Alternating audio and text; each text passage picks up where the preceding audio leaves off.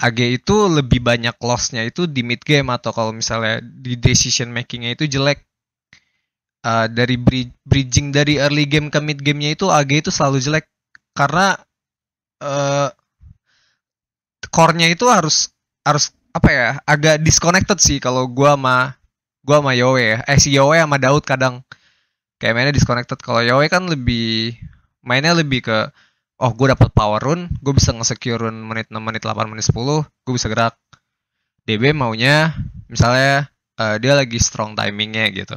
Terus minta Daud kayak ke atas buat kayak ngebuka tower. Lo nggak perlu ngapa-ngapain, nggak usah ngekill carry-nya juga nggak masalah. At least carry-nya cabut dari lane itu.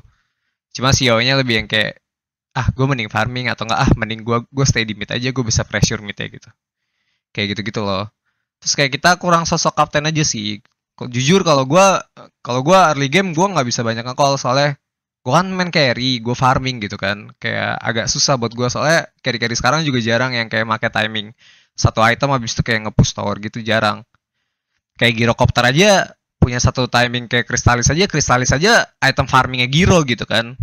Kalau misalnya main Gyro kayak lu punya satu Kristalis, lu ngetok-ngetok kayak lu jalan ke depan tower musuh gitu nge-smoke kan, kayak ditelein mid sama offline-nya udah pasti mati punya jing. Jadi kayak kurang sosok kapten aja sih menurut gua AG. Early game-nya kayak agak susah soalnya core-nya juga yang nge-call gitu. Cuma kalau yang sistem latihan ya ini kan karena kesepakatan dari playernya juga ya. Jadi kayak karena playernya nggak ada yang merasa keberatan dengan sistem latihannya, jadi kayak ya we go with the flow aja sih. CV orangnya lebih ke train smarter daripada work harder kayaknya menurut gue. Jadi kayak misalnya train smarternya tuh di situ benar-benar nge-put effort 100% gitu, kayak lu tuh bener-bener bakal dicabik-cabik lah istilah gitu dalam kayak sesi latihannya gitu lah. Uh, Kalau soal laning pace, ya kalau mid matchups kan kadang aduh banyak faktornya coy. Kayak lu nggak bisa nyalain Yowe mainnya jelek atau gimana. Mungkin kalau dari Yowe sendiri dia ngerasa ngecok atau apa ya. Kalau gue sih lebih kayak dia harus ngerti matchupnya aja sih. Kayak apa yang harus lu lakuin di lane-nya nggak. Kayak misal matchup Ember lawan OD gitu. Ya itu kan susah, itu favoritnya OD banget kan. Apalagi kalau OD misal ada pos 4-nya. Kemarin match Blacklist tuh si Ember game 1 si Yowe game 1 main Ember lawan OD plus 1 Dark Willow kan pos 4 kalau nggak salah. Itu skill 2-nya OD itu buat nge-setup coy. OD itu bagus banget sebenarnya di mid. Tapi di mid game-nya itu hero fall off kadang. Jadi kayak nge-setup pakai Astral habis itu nge-sup, kan ada celah kayak 1 detik 2 detik tuh buat supportnya teleport kan. Jadi kayak dicelup di Astral habis itu pos 4 tele misalnya Embernya udah nggak punya flame guard gitu kan. Kayak itu udah pasti mati punya, apalagi sama Dark Willow. Kayak gitu-gitulah mekanik. Dota mekanik. Apalagi ya improve. Kalau soal improve menurut gua player-player AG udah improve banyak gitu. Cuma yang kurangnya chemistry-nya aja mungkin ya. Cara menangin game atau kayak vision apa namanya, penglihatan kayak gimana caranya ini game Dota-nya dimainin gitu. Kayak musuhnya nggak boleh dapet timing apa. Misal kemarin matchup Razor lawan TB gitu kan. Kayak gue tuh yang dalam otak gue kayak gue punya 3 item gitu, gue maunya battle terus kan. Cuma karena TB bisa nge-spawn ilusi terus jadi makanya boom kayak ngedodge kan, nge-split push terus sampai TB-nya punya 4 item 5 item timing baru kayak mereka keluar nge-team fight. Game kemarin tuh susah sebenarnya, kita udah smooth mainnya, cuma lebih kayak kurang apa ya, desire buat ngehunting musuhnya aja nggak sih guys? Karena kan di split pushin terus kan. Kayak mau nggak mau mainnya harus lebih lebih agresif, lebih nyolot.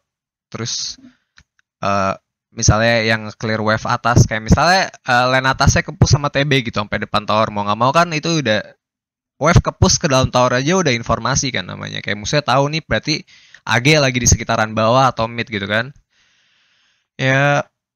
Yang kayak gitu-gitu tuh kayak misalnya pos 4-nya yang nge-reset wave gitu, yang nge-defend. Terus kayak nanti carry sama offline-nya gue sama Daud misalnya gitu, kayak nungguin di hutan bawah. Nanti kayak pasti core-nya ada yang ke bawah nih gitu, nge-setup kill kayak gitu-gitu loh. Di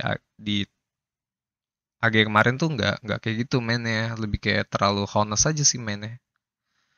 Kayak mudah dibaca. Terus kalau yang early game di Front Tower juga kita agak susah ngebaca pergerakan musuhnya sih, lebih kayak telat, kayak musuhnya udah di depan tower, udah nge-smoke ke depan tower, kayak kita baru react kayak gitu.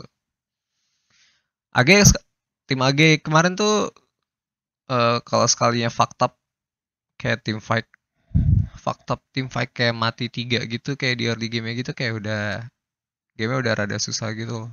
Karena kayak nggak tahu cara balikin keadaan itu gimana, kayak lebih kayak dari gue pribadi juga gue agak pusing juga sih gitu, karena ya kan main Dota ya setim gitu kan. Kalau misalnya punya gambaran tuh at least dieksekusi harus bareng-bareng gitu. Di AG itu nggak ada yang copo guys, semuanya high rank cok. Menurut gue player Dota tuh nggak ada yang copo anjing. Lebih kayak pemahaman pemahaman pas udah di game-nya gitu, cara main game-nya, cara menangin early game, dari mid game ke late game gitu. Core itu penting banget coy, punya mindset kayak gimana caranya ngepanis musuhnya, pakai smoke gitu. Kalau dulu kan di Tigers gue ada kapten kan, jadi kayak gue di robotin gitu, digerakin. Gue nggak bilang itu supportive ya, maksudnya ya emang kurangnya di situ. Mau gimana? Core-nya juga di late game-nya kadang gue nge-call apa, kadang Yowie nge-call apa, Daud nge-call apa, kayak kita bertiga kadang juga ada game di mana kayak kita core bener-bener digendong sama supportnya gitu dari early game.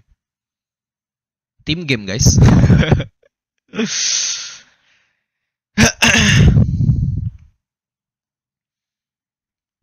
Iya, ya lu pick Razor tapi nggak bisa early end ya auto kalah, iya. Ada chance sih, maksudnya chance-nya tuh small banget, kayak lu bener-bener harus nge-end game-nya di bawah 20 menit punya, cuma kalau nggak bisa di end ya udah GGWP.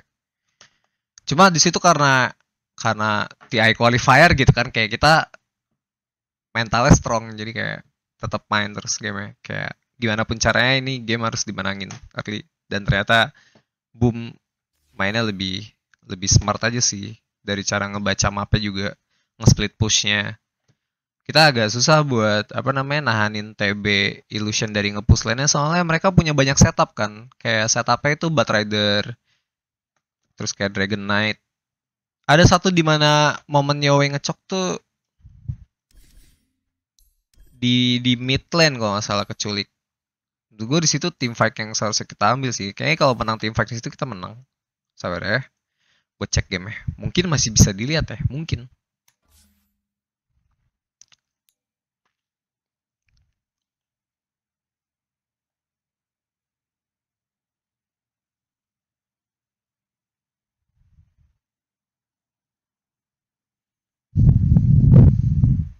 Pos 5 enakan sama Polosan atau Faris? Jawab jujur ya bang. Polosan itu modelan pos 5 yang mainnya kayak pos 4 cok. Gue nggak demen cok. Tapi kalau di lane gue lebih mending sama Faris. Faris mainnya agresif.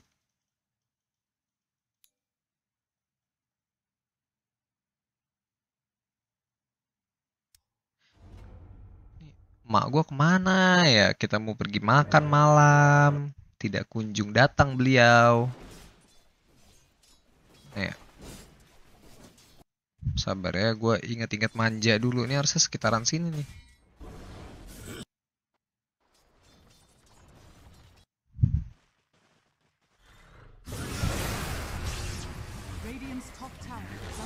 Ini.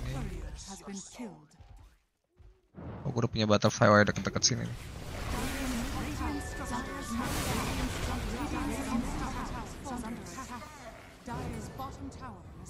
Ini juga ada yang banyak mati nggak jelas kan nih ya guys ya, lihat ya. Nih kalau main line up early game kayak gini, satu mistake aja kayak rasanya tuh berat banget gitu kalau kita lakuin. Ini satu mati di hutan ini. Kan di sini kita nggak ada vision. Di sini tuh boomnya juga pinter kan. Di sini TB-nya ngirim illusion terus nih di bawah. Ntar dulu. Ceritain dulu, maaf maaf maaf. Gue lupa.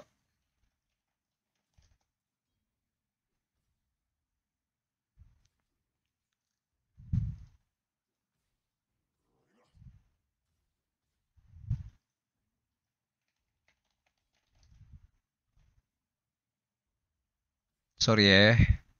Gue ulang ya.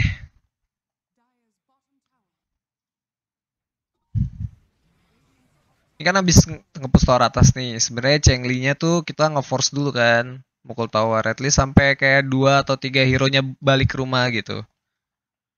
Kalau misalnya kita nge-force, berarti kan kita ngelakuin good move kan. Kalau kita ngelakuin good move harusnya nggak bakal terjadi di mistake-mistake kayak gini nih. Kita nge-farm sini. Soalnya bener-bener musuhnya tuh off the map. Lagian Bumi juga pinter cok. Dia nggak kirim illusion bawah terus. Jadi kayak seakan-akan mereka tuh ada di bawah sini. Tapi ternyata mereka bertiga nge-camp sini pakai satu ops. TB mati. Ini mistake. Jadi kayak ke delay lagi kan. 1 menit nggak ada DB. TB-nya bisa farm 1 BKB gitu. Walaupun kayak kita tetap main di hutan musuh kan. Pressure. Creep wave penting. Mid. Push lagi. Ini Timbersaw sebenarnya. Gue pengennya gue goin aja sih di sini. Cuma kayaknya kalau kita ambil fight di area mid nggak ada DB selama 20 detik kayak kita kalah. Deket-deket sini nih gue yakin nih.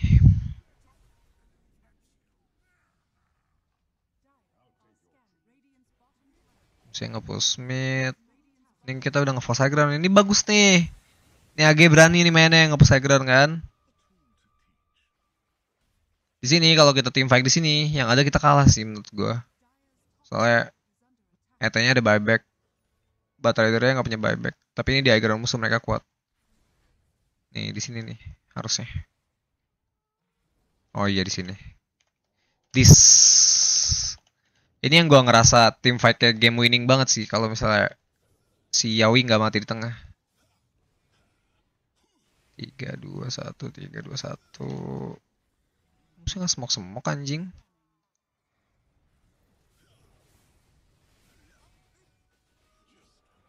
Gue lupa menit berapanya guys. Gue ingat banget Yawi mati di tengah. Ah ini.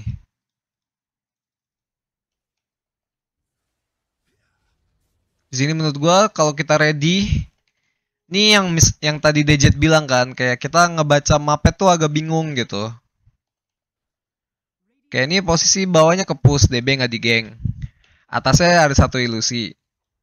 Chengli-nya di sini kalau misalnya Deka naruh 2 ilusi di sini, possibility-nya apa? Possibility-nya musuhnya bisa nge-smoke dari mid, nge-cut antara kayak naik ke triangle atau bener-bener ngebunuh orang yang ada di mid atau dia ngebunuh DB. Kayak gitu kan opsinya kan. Kalau misalnya kita kayak mainnya lebih aware gitu kan. Sabar gue fog dyer dulu. Ini penglihatannya Yaoi nih, maksudnya bener-bener gak kelihatan DK-nya kan. Dia di fog. Smoke-nya ke break pakai slack office si Yawi. Ya. Nggak ngeliat apa-apa nih gara-gara creep melee mati. Boom. Ini team fight ini kalau misalnya kita ready, gue yakin sih kita bisa menang sih. Ini benar-benar game winning team fight-nya di sini, Cok. Kalau misalnya kita ready ya. Daud udah nggak di bawah, udah benar-benar kayak di belakang yang apa namanya?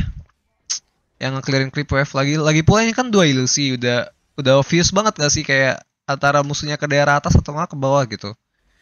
Midnya lebih mending mainnya lebih hati-hati gak sih guys? Kalau kayak gitu.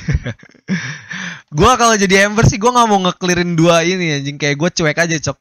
Kayak kasih aja anjing apa namanya? Kayak ini ilusinya nge-push lane anjing, kayak gue nggak penting banget buat di-clearin cok. Kecuali di sini ada 1 creep wave bener-bener full creep wave gitu, kayak gue masih fine sih. Cuma di sini kayak menurut gue matinya game changing banget, kita baru jadi nggak bisa team fight. Terus kayak udah Yoe mati kita baru nge-react kayak gitu guys. Tapi kalau dari match up-nya emang udah match up-nya lebih favor ke Boom. Soalnya kan match up Razor carry lawan TB carry kan. Kayak nggak mungkin Razor bisa menang anjing. Kecuali kalau ini Razornya DB yang main gitu. Gue nge-pick hero carry lain. Gitu aja sih guys. Kalau menurut lo poin gue ada yang salah, correct me if I'm wrong guys. Karena gue tadi udah janji kan sama lo orang mau apa namanya, mau nge-review game 3